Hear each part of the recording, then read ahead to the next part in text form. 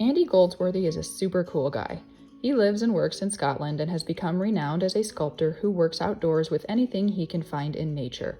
The materials used in Andy Goldsworthy's art often include brightly colored flowers, icicles, leaves, mud, pine cones, snow, stone, twigs, and thorns.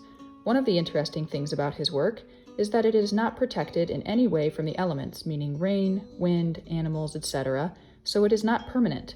He says this is part of the beauty of the artwork, that it becomes part of the history of that space in the landscape. I'm showing you several of his artworks to help inspire you. Consider which ones you are drawn to. Do you like the circular ones, or the colorful ones? The ones that are more striped or monochromatic? Thinking about these things before you get started will help you choose items to use.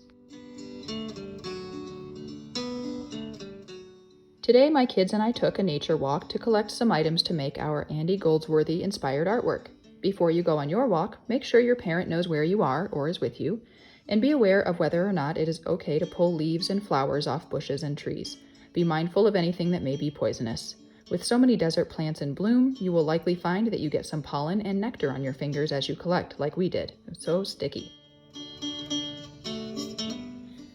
When you get home, if you can, find an outdoor space in the shade to create your artwork. Working outdoors for this project in particular is important because that's how Goldsworthy creates his works, out in nature with the items he has found in nature.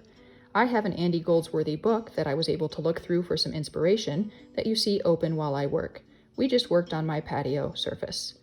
Consider what sort of arrangement you want to make. Mine ended up having a mandala type feel because it has radial symmetry, meaning it has symmetry from a central point radiating in an outward direction. You may instead want to create rows or curves or angles or patterns if you're making something abstract.